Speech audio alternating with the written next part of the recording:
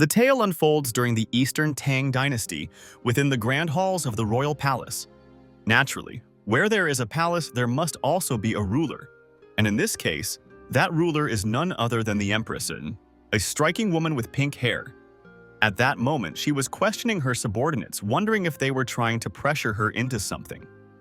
Predictably, they denied it outright. However, they went on to argue that Ling Xiao, who appears to be our protagonist, was nothing but an ordinary human. As such, he could not possibly be a suitable fiancé for Her Majesty Chan Huang. Since Ling Xiao lacked the ability to cultivate, discussing marriage with him was considered improper. The Empress, they suggested, should seek someone more fitting for her status, like Nosotros J. Jun, the son of General Wei. Given that he had already attained the Dragon Phoenix state, he would make a much more appropriate partner. For context, this so-called Dragon Phoenix state is linked to dual cultivation. When two individuals achieve this status together, their cultivation advances significantly. Unimpressed by their reasoning, Tian Huang swiftly silenced them. She had no interest in further discussion. However, the officials continued to insist, suggesting that if she refused to reconsider, it might indicate she was rebelling, especially since she seemed determined to leave for the Guo mansion. Without hesitation, she declared that if anyone dared to stand in her way, she would not hesitate to eliminate them. Clearly, the Empress had deep feelings for Ling Xiao. Given her unwavering devotion, one might assume he was a remarkable man. Yet, at the Guo mansion, the reality seemed quite different. Ling Xiao's reputation was unimpressive. Ministers claimed he was nothing more than a carefree playboy. He openly admitted he lacked cultivation skills, spending his days feeding fish and teasing cats. Frustrated, he blamed his father, who had always assured him that an extraordinary power, the seed of enlightenment, was hidden within him. The problem? It had yet to awaken, leaving Ling Xiao to live what appeared to be an unremarkable existence.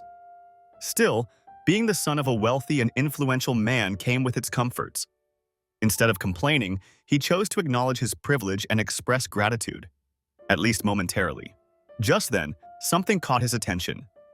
Rumors spread that the daughter of Sheng Shangshu, quite a peculiar name, he thought, had been seen with General Wei's eldest son, the very man whom the ministers had suggested as the Empress's husband. Ling Xiao was immediately curious. What business did they have here? Before he could dwell on it further, his question was answered in the most dramatic way possible. Without hesitation, they stormed onto his property, quite literally breaking down the gates. The young woman wasted no time in making accusations. Qinju Yuan, her name, furiously claimed that Ling Xiao, a mere mortal, had dared to pursue her and even attempted to steal her purity. As punishment, she demanded that he kneel and confess his wrongdoing. Standing beside her was Jing Jun, General Wei's son. He backed up her demands, warning Ling Xiao that if he obeyed, he might be shown mercy. In fact, Jing Jun was feeling generous. He might even allow Ling Xiao to serve him by cleaning his courtyard. Ling Xiao, ever the provocateur, scoffed at their arrogance. Who did they think they were? Then, a peculiar memory resurfaced. He recalled that just moments ago, Qinju Yuan had been fussing with her hair. Suddenly, an overwhelming stench filled his nostrils. It was as if she hadn't bathed in days. The nauseating odor hit him hard, and before he could stop himself, he vomited, right on her. So much for her claims about stolen innocence. As far as Ling Xiao was concerned, they were the ones in the wrong. After all, they had barged into the Guo mansion uninvited. Jing Jun, however, remained unfazed. With Ling Xiao's father absent, he saw no reason to hold back. Even if the mansion were destroyed, no one would interfere. Thus, he repeated his demand. Ling Xiao should surrender and accept his fate, or he would be forced to comply.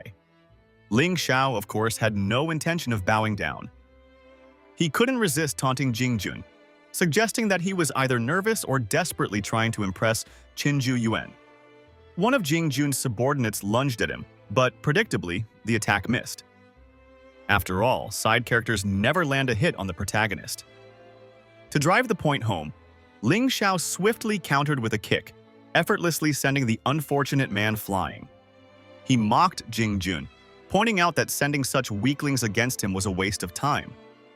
This, however, only provoked Jing Jun further. Enraged, He ordered all his men to attack at once. This time, Ling Xiao was in trouble. He was strong, but not invincible. As he struggled, a bitter realization hit him. His laziness had caught up with him. Had he been more diligent in his training, he wouldn't be in this predicament. Regret weighed on him as he braced for the worst. In that moment, he mentally apologized to his father, accepting that he had failed him. At the very moment when the protagonist found himself coughing up more blood than seemed humanly possible, a sudden notification echoed within his mind. It was as if his consciousness had unlocked a new layer of understanding. Though he had been thoroughly beaten, something within him clicked. An unfamiliar force began to stir in his body. Along with it, strange words surfaced in his mind, revealing themselves as a technique known as Tiger Fist, a martial art that originated from General Wei's lineage. Perplexed by this sudden knowledge, he couldn't comprehend why he was now capable of understanding such a technique. However, he didn't have the luxury of pondering over it for long. With survival as his priority, he instinctively put it to use. His fists moved of their own accord, channeling this newfound power, and before he knew it, another attacker was sent flying. The sheer force of his strike shocked him. He had not only executed the Tiger Fist, but he had also grasped its essence entirely. Unlike the protagonist, who was still reeling from this unexpected development, Jing Jun remained as dense as ever. Instead of being astonished, he arrogantly sneered, remarking that he never would have guessed a mere mortal could possess such a technique. However, in the same breath, he dismissed the protagonist as nothing more than trash, despite his ability to wield martial arts. Without hesitation, Jing Jun struck back. The impact was devastating. The protagonist was launched so far that if one had to estimate, it would have been hundreds of meters. Of course, that's just an exaggeration, but the point remains. He was sent flying a considerable distance. And then, just as before, another notification resonated within his mind. Yet, this time, it wasn't just about learning.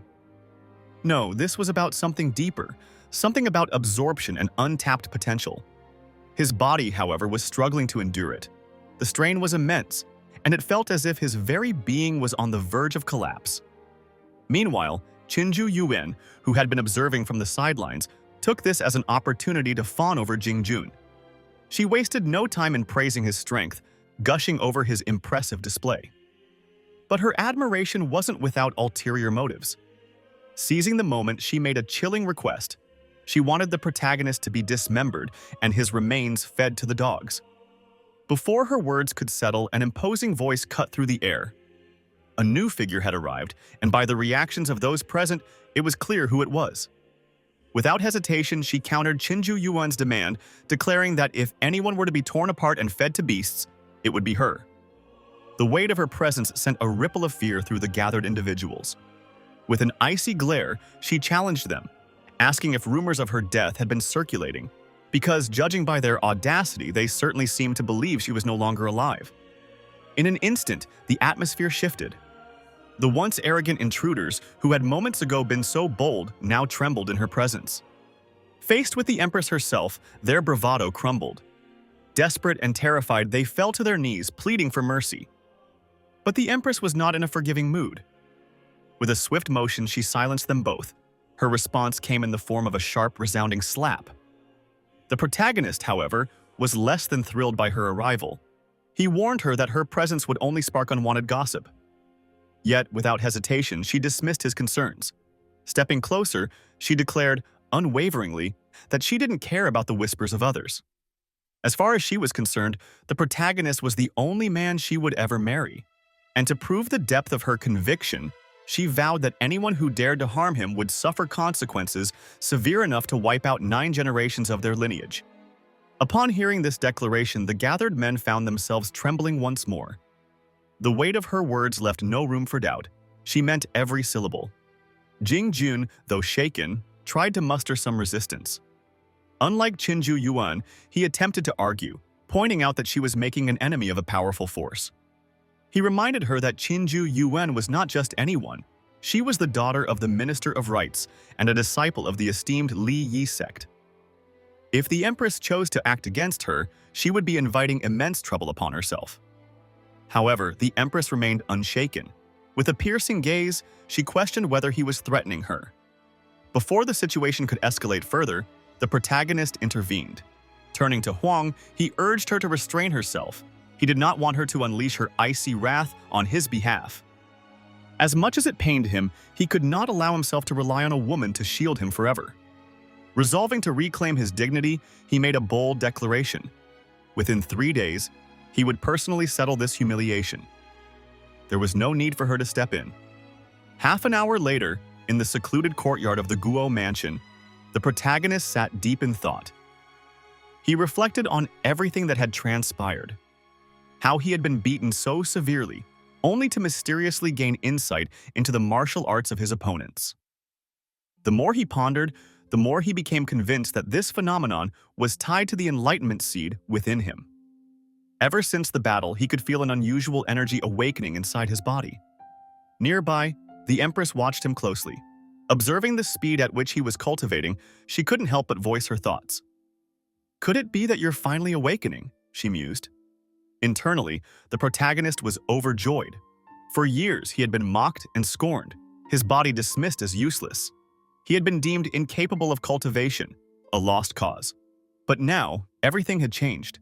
His core had fully condensed, and with each passing moment, his power surged.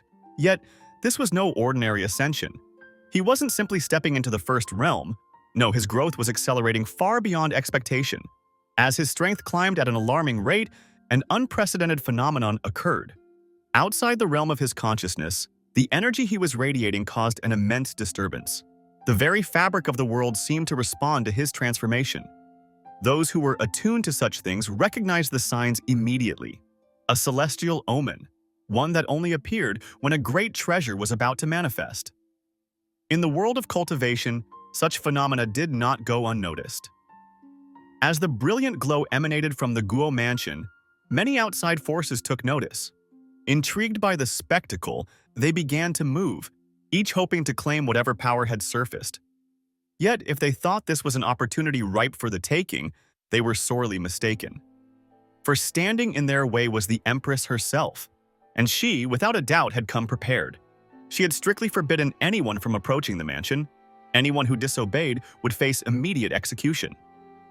Half an hour later, exhaustion overcame the protagonist, and he lost consciousness. No one is invincible after all. When he awoke, he found himself sprawled across luxurious cushions, lazily munching on grapes. Huang, noticing his lingering gaze, questioned why he kept staring at her. Without hesitation, the mischievous young man responded that her beauty was simply impossible to ignore. Despite the teasing, he sincerely thanked her. She was the esteemed Empress of the Eastern Tang dynasty, yet she had never abandoned him, even when he was deemed useless, unable to cultivate for years. Huang, however, corrected him. She had only ascended to the throne because of the crucial role he played in the shadows, solving countless crises. Her prestige existed because of him, and since he had once saved her life, she vowed that no other man would ever hold a place in hers.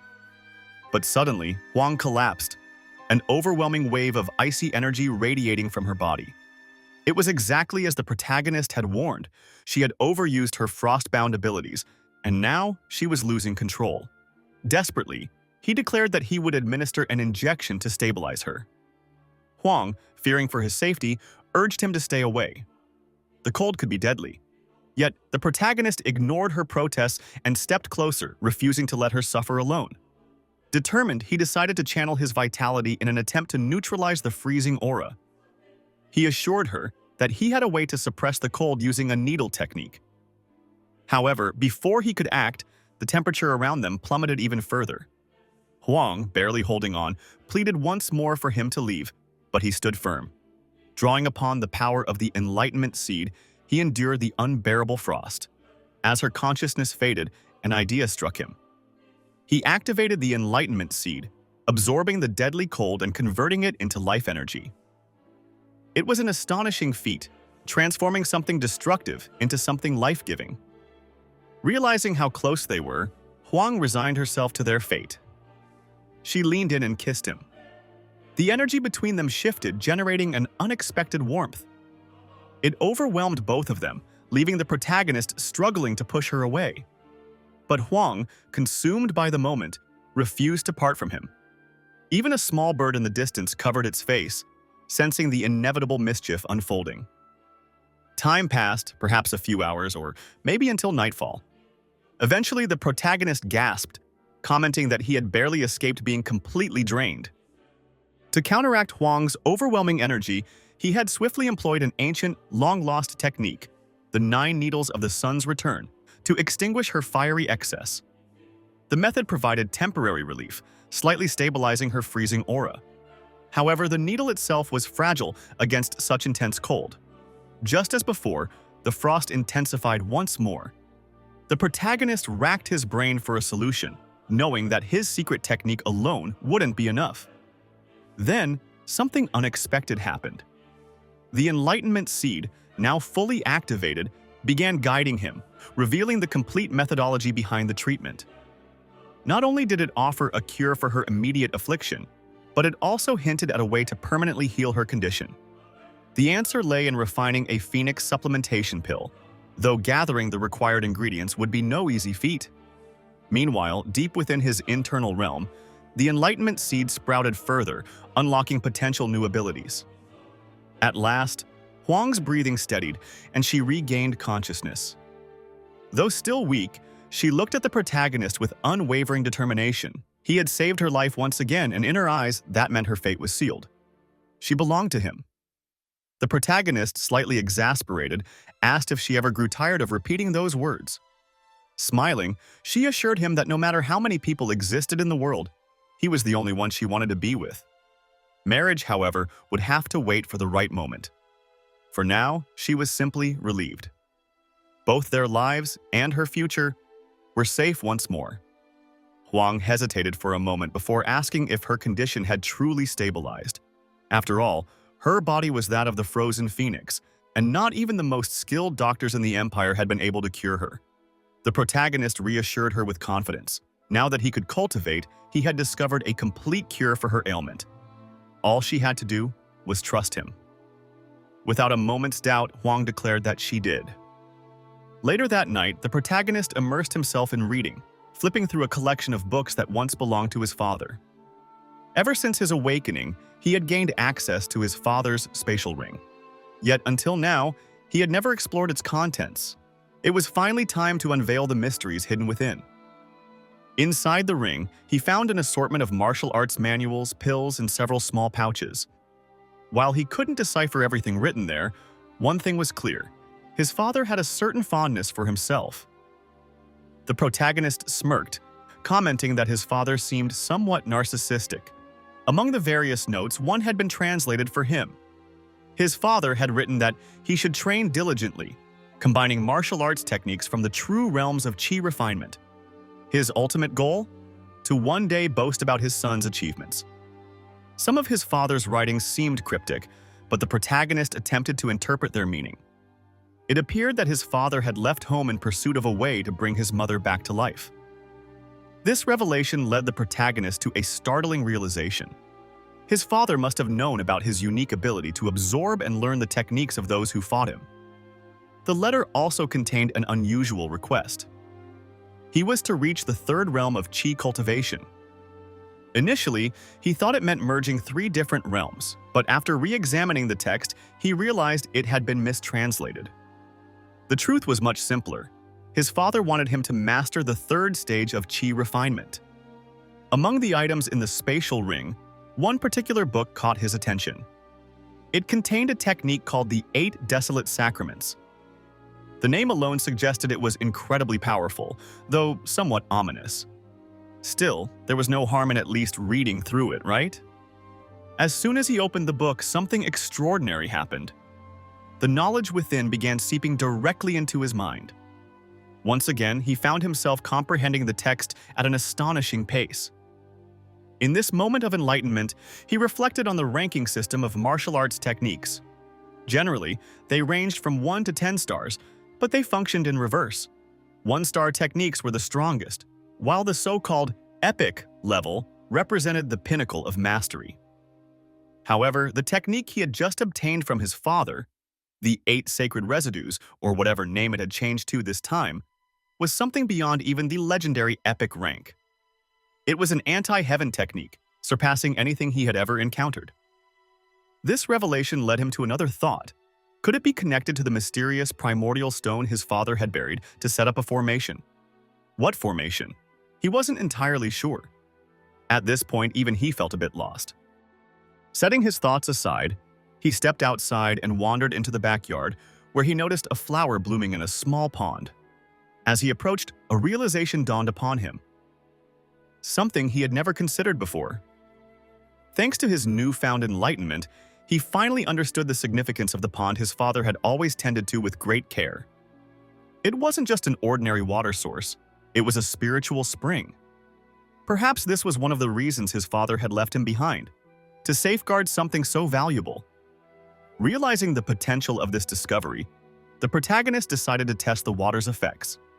He took a sip, and in an instant his cultivation soared from the first level of the condensation realm to the 5th. Just like that. 1 sip, 4 levels, and of course he wasn't about to stop there.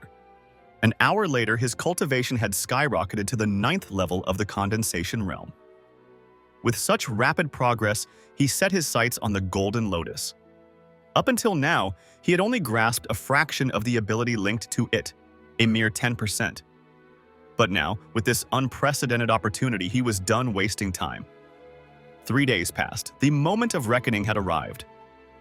Huang, though aware of the protagonist's recent awakening, couldn't help but worry. Was he truly strong enough now to face those who had humiliated him? As she pondered this, an unexpected visitor arrived. Minister Chen Mo, head of the Ministry of Rights. He was also the father of the girl responsible for a recent crime. Falling to his knees, he pleaded with Huang for mercy. He admitted his failure as a father and begged her to punish him in his daughter's place. However, deep down, he had another motive. He knew that Jing Jun and Jiao Yuan would not relent. They were determined to storm the Guoxi mansion. By making a public display of submission before hundreds of officials, he aimed to weaken Huang's authority. If she publicly forgave him, she would be unable to take action against Jiao Yuan later. It was a calculated move, one that placed Huang in a difficult position. But the real question was, how would she respond? Huang was already aware of the old man's intentions. She stated that since Minister Chen Mo was an honest man who had voluntarily confessed his crime, they should simply drag Jiao Yuan outside and execute her by decapitation. Naturally, Chen Mo seemed terrified, but at that moment the father of the other wrongdoer arrived. It was none other than General Wei, who suggested that a fair fight between the young ones would solve everything, implying that settling such matters in the ring would be harmless.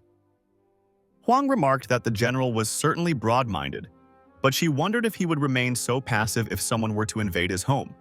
This left him without a response. Huang continued, explaining that in this contest, if either Jing Jun or Jiao Yuan were defeated and killed, that would be the end of it. However, if they somehow defeated the protagonist, they too would face defeat. She questioned the point of holding such a competition if the goal was to ensure they lost. In response, Jiao Yuan, with defiance, told the Empress to just kill her, as sect Li Yang would avenge her death. This, once again, angered Huang. Jiao Yuan was clearly provoking her, but even with sect Li Yang backing her, Huang wasn't scared to take her life.